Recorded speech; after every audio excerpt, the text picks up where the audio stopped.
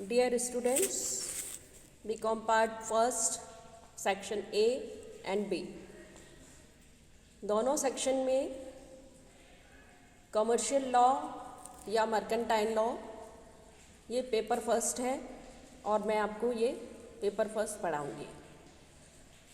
Syllabus मैंने इसका आपको पहले ही डाल दिया है और उस सिलेबस में हम सेक्शन 1 to 75 तक के धाराएं पढ़ेंगे। पहले मैं अपना इंट्रोडक्शन दे देती हूँ।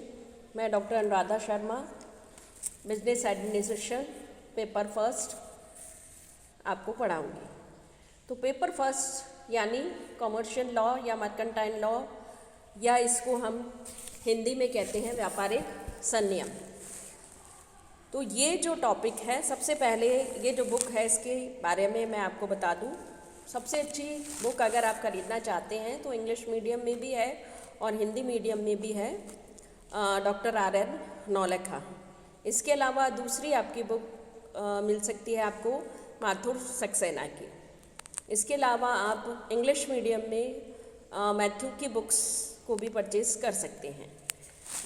Doctor R.N. नौलखा की इजीली अवेलेबल है तो आप उसको खरीद सकते हैं और उसकी लैंग्वेज भी इजी है, आप उसको पढ़ सकते हैं। तो हम आज अपना टॉपिक जो स्टार्ट कर रहे हैं वो है द इंडियन कॉन्ट्रैक्ट एक्ट। सबसे पहले मैं इसका एक इंट्रोडक्शन दे देती हूँ कि इंडियन कॉन्ट्रैक्ट क्या है, क्यों बना, किस तरह से बना और इसकी ज़रूरत कैसे महसूस हुई। अनुबंध अधिनियम जो है वो व्यापारिक संनियम या मर्केंटाइल लॉ की एक अभिन्न शाखा के रूप में कहा जा सकता है या महत्वपूर्ण शाखा होती है। ये हम सभी को हमारा जो जीवन है, लाइफ जो हम डेली लाइफ में करते हैं, उन सभी को जो है प्रभावित करता है। यहाँ तक कि प्रसिद्ध अर्थशास्त्री हैं, उन्होंने तो ये भी कहा है कि अनुबंधों का विधान प्रत्येक व्यक्ति को प्रभावित करता है और क्योंकि हमारे में से प्रत्येक व्यक्ति आए दिन अनुबंध करता ही रहता है। तो वास्तव में अगर हम देखते हैं तो एक बार आप सोचा भी जाए तो आप, चाहे मैं हूँ चाहे आप हूँ, कोई भी हो, हम कोई ना कोई कॉन्ट्रैक्ट करते रहते हैं। जीवन की आवश्यकताओं से लेकर आराम की या विलासिता की अनेक बार हम अनुबंध करते हैं। जीवन की जो विलासिता की वस्तुएं हैं या सेवाएं हैं, उनको हम सुबह उठने से लेकर रात तक उसका यूज़ करते रहते हैं और वो एक अनुबंध के थ्रू ही होता है। जैसे दूध, ब्रेड, बटर, फल, सब्जी, फल, कपड़े, जूते, बुक्स, कोई भी आपकी स्टेशनरी या ट्रांसपोर्टेशन, इसके लिए टिकट भी हम लेते हैं, स्कूटर के लिए पेट्रोल डलवाते हैं, सब्जी का हम परचेज़ करते हैं, ये सब अनुबंध करने पर ही होता है। इतना ही नहीं, अगर हम टेलर से कपड़े सिलवाते हैं तो उसको भी हम एक कॉन्ट्रैक्ट करते हैं। लॉन्ड्री में अगर हम कपड़े धुलवाने के लिए डालते हैं तो वो भी कॉन्ट्रैक्ट के थ्रू होता है। यहाँ तक कि अगर आप गेहूँ पिसवाने जाते हैं चक्की पर तो वो भी एक कॉन्ट्रैक्ट ही होता है। तो इसलिए हम ये कहें कि सर्विसेज जो है वो भी अनुबंध के माध्यम से ही होती हैं। तो व्यावसायिक जगत का अगर हम देखें तो मूल कार्य लेन देन करना ही है और प्रत्येक व्यावसायिक संस्थान में प्रत्येक अनुबंध होते रहते हैं या करता है, या भिन्न भिन्न प्रकार के अलग अलग तरीके के कॉन्ट्रैक्ट्स होते हैं। माल और सेवाओं के क्रय विक्रय के अनुबंध, ऋण लेने एवं उधार माल बेचने का अनुबंध, कर्मचारियों, निवेशकों और उनके वर्गों के साथ अनुबंध करना प्रत्येक व्यावसायिक संस्था की एक तरह का लाइफस्टाइल है या जीवनचर्या है। यही कारण है कि व्यावसायिक जगत में अनुबंध अधिनियम का एक इम्पॉर्टेंट रोल है। इसके द्वारा व्यवसाय करने वाले पक्षकारों का व्यावसायिक हितों और अधिकारों की सुरक्षा निश्चित करना होता है।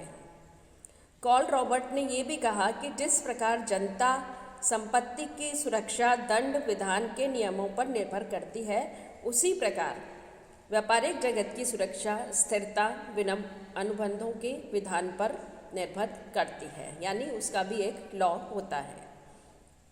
तो हम अगर ये कहें कि अनुबंध अधिनियम के बिना समस्त व्यवसाय जगत का भवन ढह जाएगा, संपूर्ण व्यावसायिक लेन देन में अनिश्चितता आ जाएगी, भय का वातावरण उत्पन्न हो सकता है।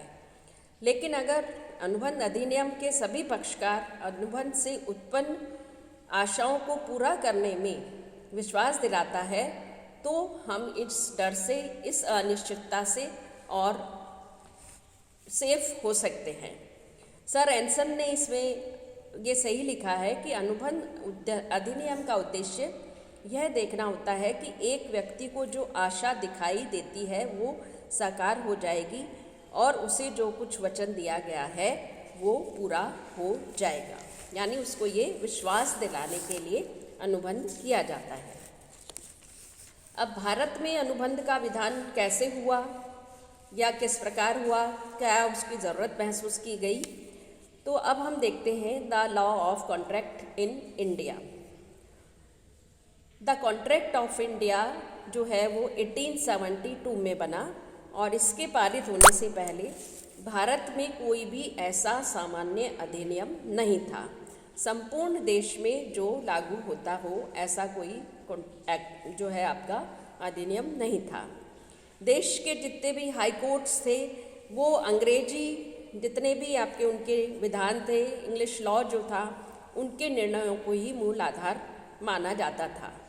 लेकिन दूसरे या अन्य स्तरों पे हम देखें तो न्यायालयों में किसी विशिष्ट कानून को नहीं माना जाता था।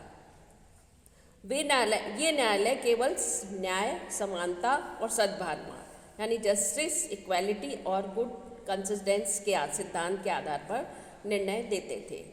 किंतु अब हमने जब देखा कि अतीत काल से कोई भी ऐसा कॉन्ट्रैक्ट नहीं है, तो अनुबंध अधिनियम की आवश्यकता अनुभव की जाने लगी और यह आवश्यकता तभी पूरी हो सकी जब 1872 यानी 1872 में भारतीय अनुबंध अधिनियम लागू किया गया। भारतीय अनुबंध अधिनियम संविदा अधिनियम 1872 हमारे देश में 1 सितंबर 1972 को लागू किया गया। यह अधिनियम अपनी प्रारंभिक अवस्था में एक व्यापक अधिनियम था जिसमें कुल 266 धाराएं और 11 अध्याय थे। इसमें माल का विक्रय और साझेदारी, इन दोनों अनुबंधों का प्रावधान भी सम्मिलित था। किंतु व्यावसायिक क्रियाओं का विस्तार बढ़ता गया और जब ये विस्तार ज़्यादा हो गया तो इस विस्तार के कारण इन अनुबंधों की पृथक पृथक अनुबंध की आवश्यकता जो है वो अनुभव की जाने लगी। इन अनुबंधों से संबंधित धारा 76 से लेके 123 तक तथा धारा 239 से लेके 266 तक इस अधिनियम को निरस्त कर 1930 में माल विक्रय अधिनियम और सन 1932 में साझेदारी अधिनियम का निर्माण किया गया।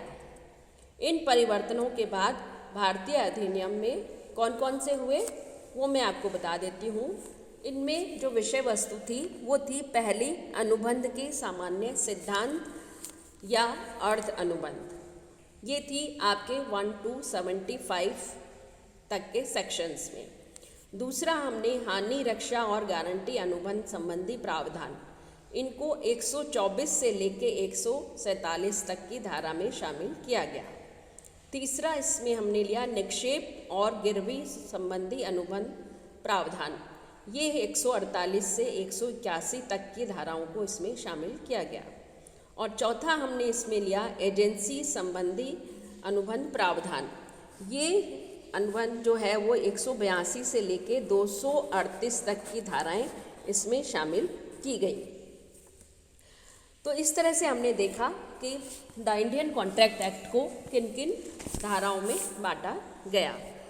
इसके बाद हम चलते हैं कि इसका नेचर या इसकी कैरेक्टरिस्टिक्स क्या हैं, प्रकृति क्या है।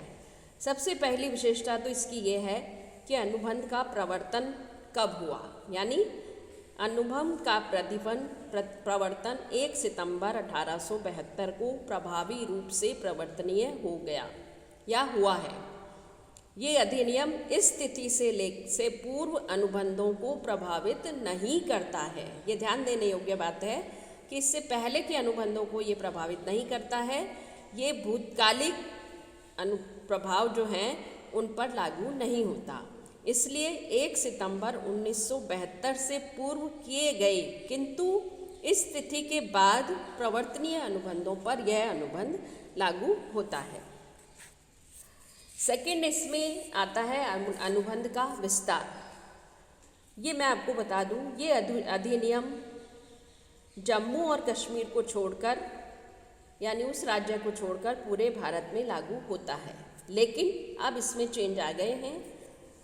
हमारे प्रधानमंत्री नरेंद्र मोदी के अभ्यास से या उनके कोशिशों से धारा 370 वहाँ से हटाई जा चुकी है। इसलिए अब ये अनुबंध जो एक्ट जो है वो वहाँ पर भी लागू होता है।